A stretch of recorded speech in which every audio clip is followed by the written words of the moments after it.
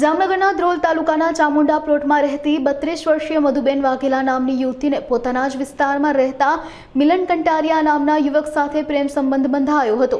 તેમજ અગાઉ પ્રેમીએ લગ્નની હા પાડ્યા બાદ ઇનકાર કરી દેતા યુવતીએ અંતિમ પગલું ભરી લીધાનું પોલીસ સમક્ષ જાહેર થયું છે.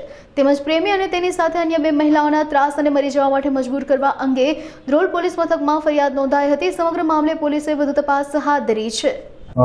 જામનગર જિલ્લાના ધ્રોલ પોલીસ સ્ટેશન વિસ્તારમાં ફરિયાદી લક્ષ્મીબેન ટાબાભાઈ વાઘેલા નાઓએ એક ફરિયાદ હકીકત આપેલ છે, જેમાં તેમની દીકરી ઉંમર વર્ષ 32ની મધુબેન દ્વારા આત્મહત્યા કરવામાં આવતા એ આત્મહત્યાના કારણસર તેઓએ ફરિયાદ હકીકત લખાવેલ છે કે આ કામના આરોપી મિલનભાઈ કંટારિયા, રેખાબેન રમેશભાઈ ચાવડા, કંકુબેન દેવજીભાઈ ચાવડા, આ મિલનભાઈ કંટારિયા નાઓએ રેખાબેન અને કંકુબેન મારફતે આ મધુબેન નાઓને ધમકી આપેલ કે ભાઈ તારી સાથે લગ્ન કરનાર નથી અને તારે મરવું હોય તો મરી જા, અને મરવા માટે મજબૂર કરવા માટેના શબ્દો ઉચ્ચાર્યા હોય.